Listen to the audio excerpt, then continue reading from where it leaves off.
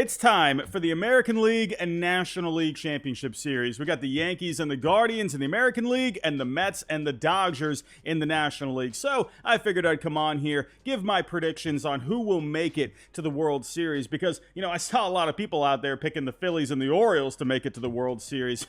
I have the Orioles winning this series in 5 games and advancing to the World Series. I have them winning this series in 7 games to advance to the World Series. I don't know what those people were thinking. Beats me.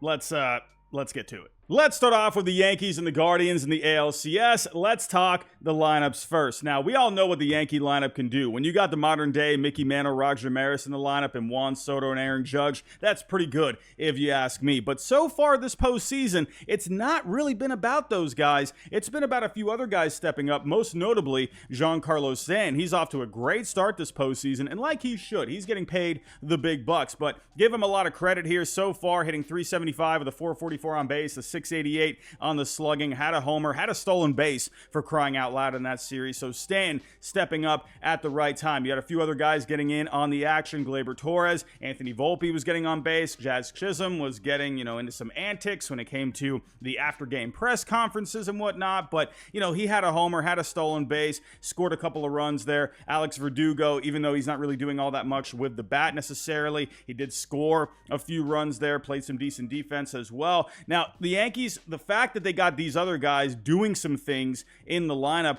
and Soto and Judge haven't even, gotten to their full potential yet, I think that should be pretty scary. I'm expecting big series from Soto and Judge in this championship series. Now, moving on to the Cleveland Guardians. And, hey, I like this lineup, too. They got a lot of good bats in this lineup. Now, Stephen Kwan off to a great start this postseason. That's the table setter, hitting .500 this postseason. But the guys that stepped up in the big moments for the Guardians in that series against the Tigers were David Fry in Game 4 with the go-ahead homer and Lane Thomas with the go-ahead grand slam against Tarek Skubal. I mean, how crazy is that? He got off to a terrible start after getting traded to the Guardians, heated up a bit down the stretch, and he came up in the biggest possible spot. And hey, Lane Thomas, that's what he does best. He damages left-handed pitching, and Tarek Skubal, unfortunately, was the victim for Lane Thomas. But in the end, I like this lineup for the Guardians, right? You got guys that can do different things. They're coming up in big spots, but we haven't even seen Jose Ramirez hit his full potential yet. Did have a home run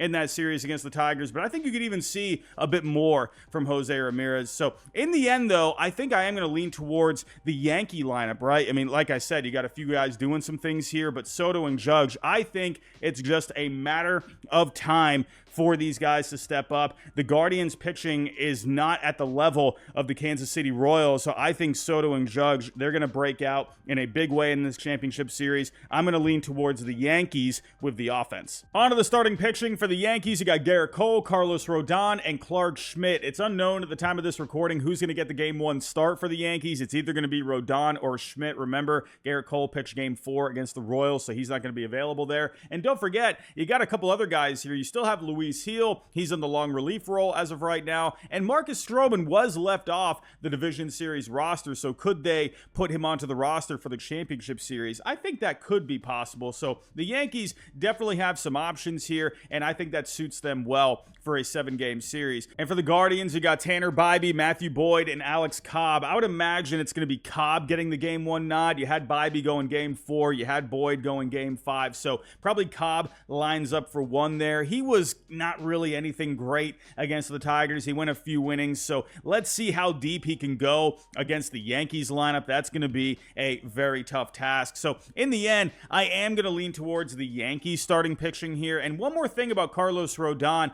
people were, having a bit of fun with Carlos Rodon on Twitter after his start against the Royals. He got off to that really hot start. He had a lot of energy. He was pumped up out there, and then he kind of came off the rails a little bit, gave up a couple of home runs. But Carlos Carlos Rodon, say what you will about that, but his stuff looked tremendous in that outing. He didn't go very deep. He didn't make it out of the fourth inning, but the fastball velocity was way up. His stuff was looking disgusting. He had 7 Ks in 3 2/3 innings, so I think Carlos Rodon, expect him to have a decent outing here against the Guardians. Again, his stuff looked very good. But in the end, I think the Yankees, when you got Garrett Cole and I believe Carlos Rodon, that stuff is going to carry over here to this series. You got depth with Schmidt. You got Heel. Maybe you got Stroman. The Guardians, they got a few guys here that can do some things, but I got to lean towards the Yankees with the starting pitching. Now, a strength for the Guardians is the bullpen. They had the best bullpen in Major League Baseball this year. Clase was absolutely disgusting this year. They had a few other guys stepping up in this bullpen. Gaddis and Cade Smith were great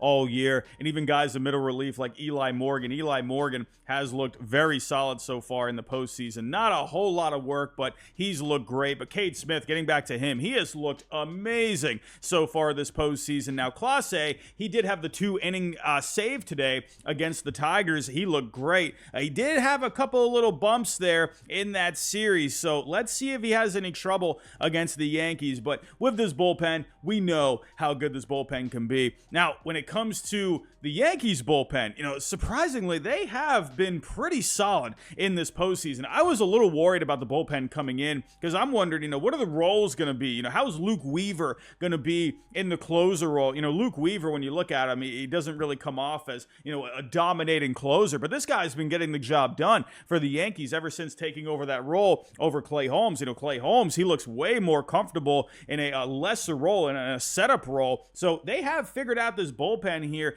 Guys like Hamilton, Canely, Hill, these guys have been doing great work for the Yankees bullpen so far. So yeah, I would give the edge to the Guardians in terms of talent in the bullpen, but the Yankees, they've been holding their own so far. In the end, as much as I hate to say it as a Red Sox fan, I got to go with the Yankees here. I think that lineup is too strong. They had guys not named, Juan Soto and Aaron Judge, stepping up in a big way against some great pitching against the Kansas City Royals. I think those guys are due. I think they're going to have some great series because the Guardians starting pitching, in my opinion, is weaker. When you take a look at what they have, you got Matthew Boyd, you got Bybee, you got Alex Cobb. I think those guys are solid, but when it comes to this Yankees lineup, I think they're going to have some issues there. And with the Yankees starting pitching, I just like the combo of Garrett Cole and Carlos Rodon. Getting back to Carlos Rodon, sure, had a couple of bumps there against the Royals, but the stuff looked great. I think he's going to have himself a good series here. And obviously Garrett Cole, we know what he can do. They got the depth there with Schmidt, with Heel, maybe Marcus Stroman if they have him on the roster. And the Guardians bullpen, yeah, love their bullpen, but the Yankees bullpen has been stepping up in this postseason. I think it's been a pretty underrated factor of this Yankee team so far. So in the end, I'm going to go with the Yankees in 6 games. On to the NLCS, we got the Mets and the Dodgers, and I think we could be in store for a great series here. Starting with the lineups, you got a lot of great bats here. With the Dodgers, they got a guy named Shohei Ohtani. I don't know if you know him or not. He's pretty good. They let us know on the TV every 30 seconds when he's coming up to the plate. So yeah,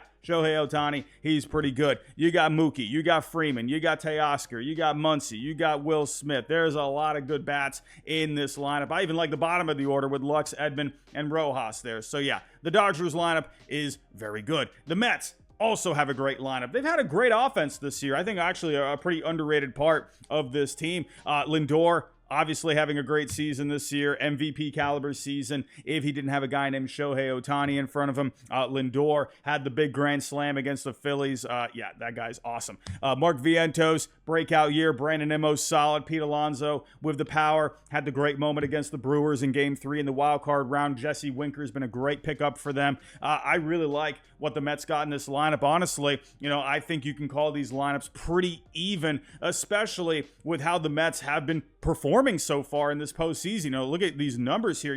Vientos with a 231 WRC plus, Alonso with 3 home runs this postseason, Winker with a 228 WRC plus, Lindor hitting very well all the way around, Nimmo, even JD Martinez has been solid, man. They got guys just stepping up all over the place here. Now with the Dodgers, right, the guys that have been coming up big for them, right, Teoscar had a couple of home runs against the Padres in that series, Mookie had a couple of home runs, Gavin Lux, Will Smith, Muncy were stepping up for them. Now, Ohtani, he did have the big Game 1 against the Padres, but he kind of went quiet after that. Not a whole lot from Ohtani after that game one. Now, he did have to go up against some great Padres pitching, so they were definitely zoning in on him. So it's good to see the other guys doing some things here. So with Ohtani, I think he could be due for a big series here. And obviously, don't forget about Freddie Freeman. The ankle was a bit of a concern coming into the series, but, not a whole lot of production, from an RBI point of view, right? Not really even scoring a whole bunch of runs, but he was looking pretty decent here. So I think the further along you get away from that ankle injury, I think you could see Freddie Freeman even stepping up a bit more here. So in the end, I'm going to say both these lineups are pretty even. On to the starting pitching for the Dodgers. You got Yoshinobu Yamamoto, Jack Flaherty, and Walker Buehler. And for the Mets, you got Kadai Senga, Luis Severino, Sean Manaea, and Jose Quintana. Right off the bat, I got to go towards the Mets starting pitching. The Mets starting pitching has been stepping up big time so far in this postseason. Jose Quintana hasn't given up a run yet. Sean Manaea has been solid this postseason. He's pitching himself to a very nice contract this offseason. I expect him to opt out. But let's keep the good times rolling here. Sean Manaea looking very good. Luis Severino, he's been solid for the most part. Kadai Senga did have that 2-inning outing against the Phillies, so I expect him to go a bit deeper in this series in the start or two that he has. So let's see how much further they let him go here. I would imagine they would let him go, maybe 4 or 5 innings possibly. We'll see. But when it comes to the Dodgers here, they have been struggling for the most part. Now, Yamamoto, he looked great in Game 5 against the Padres, but that first start, he was looking pretty bumpy. I guess there were some talks about maybe he was tipping his pitches a little bit, so perhaps he worked on that, and that translated obviously to a great start in Game 5. But Flaherty wasn't particularly sharp against the Padres. Buehler, he got bit a little bit there. So, right now for the Dodgers, it's just looking a bit iffy. I definitely have to lean towards the Mets starting pitching here. I think this series is going to come down to the bullpens, though, and when you take a look at the Dodgers bullpen, there's a lot of options here. Michael Kopech has been tremendous since coming over from the White Sox at the deadline. You got Treinen, you got Phillips, you got Hudson. Now, Alex Vesia, it looks like he has an intercoastal strain, so he might not be available for this series. I think that is a pretty big loss. He was looking pretty good there in that series against the Padres, so that's where you're going to have someone like Anthony Banda step up for them as a lefty out of the pen. You got Ryan Brazier, who got the start as the opener in Game 4 against the Padres. He looked pretty good there. You got Landon Knack, who can give you a few innings out of that bullpen. So in the end, though, even if they don't have Vesia, which I do think that is a bit of a loss, they have a lot of guys that they can turn to in this bullpen. But again, Banda, I think, is going to have to step up. For the Mets, we all know what Edwin Diaz can do when he's on and when he's right. This guy's absolutely nasty. And even when he's not completely right, Edwin Diaz still has the stuff that he can get that can get him through. You got guys like Budo, you got Maton, Garrett, you got Stanek here, Peterson can give you a lot of innings out of that bullpen, even someone like Tyler McGill as well. Now, let's take a look at the numbers so far. And, when we saw what the Dodgers did against the Padres with this bullpen, 24 consecutive innings without a run for the Padres. Now, Yamamoto was definitely involved in that, but the bullpen stepped up in a tremendous way against the Padres. And that Padres lineup is no joke. You got to give a lot of credit to the bullpen here for the Dodgers. And it looks like maybe they have found their stride here in this postseason. Evan Phillips hasn't given up a run. Treinen has looked amazing. Kopech, he looked absolutely dominant coming in Game 5 against the Padres there. And Banda, I'll get back to him here. Even if you lose Vesia, I do trust that Banda can come in. He's looked pretty good here so far. And again, you got all these options here. You still got Brazier, you got Hudson, Landon Knack. Maybe he can get even a bit more action now, if they are going to be one arm down with Vesia. We'll see here. But for the Mets, now, this is where I'm a little concerned here when we're looking at head-to-head matchups. Now, sure, David Peterson, right? He has looked pretty solid coming out of the bullpen so far, but, guys like Stanek, Garrett have looked decent. But I'm looking at Edwin Diaz here. He's had a couple of bumpy outings, right? Go back to the Brewers, the wild card round, that was looking pretty iffy there. And, even against the Phillies, he was getting himself into some jams, but he was able to get out of it. I'm just a little worried about the consistency of Edwin Diaz, especially with some of these good bats with the Dodgers lineup, right? Budo, he's gotten knocked around a little bit, right? Maton has not looked great. Tyler McGill not looked great. So in the end, I have to go with this Dodgers bullpen, especially with what they did against the Padres. I mean, my goodness, 24 consecutive innings without a run. I mean, that is tremendous. So definitely Dodgers bullpen for me. in the end, despite all the magic and the fun the Mets have been having this year, I gotta go with the Dodgers in this series. I think when you look at the lineups, both are pretty even here. You got a lot of good bats all over the place, but I think the difference maker could be Ohtani here. Had the good game one against the Padres, but I think there's even more to tap into. You got to remember with Ohtani, he was going up against a lot of good pitching with the Padres, and with the Mets, they got some good pitching as well, but I think with Ohtani, he's going to have a bit of an easier time against the Mets, so I expect Ohtani to have himself a good series here. Now, when you take a look at the starting pitching, the Mets definitely have the advantage in my opinion. Now, with Yamamoto, he did look a lot better in that game 5 against the Padres, so let's see if he can keep that going on. But, again, from a consistency point of view, it's a bit unknown at this point. So I think the Mets starting pitching, it's been way more reliable, so I definitely give them the nod there. But with the bullpens, I just like the way the Dodgers bullpen has been pitching. They've been so good here over the last couple of games, not giving up any runs at all. They have a lot of options there. The Mets bullpen has been a little up and down in this postseason. So I think the Dodgers, I think this will be a close series. I'll go 7 games in this series, but I think the Dodgers find a way to come out on top. So my World Series, we got the Yankees and the Dodgers. And Major League Baseball has to love that. You had the Diamondbacks and the Rangers last year. The ratings were not good for that. The worst of all time when it came to the ratings. Major League Baseball, they are foaming at the mouth for a Yankees and Dodgers World Series. But those are my thoughts. Tell me what you think down below in the comments. Which of these 4 teams do you think make it to the World Series? Do you think we could see some other matchups here? Let me know all of your thoughts. But everyone, that's all I got for this video. If you can on the way out, hit that like button for me, subscribe if you're new, and I'll talk to you next time.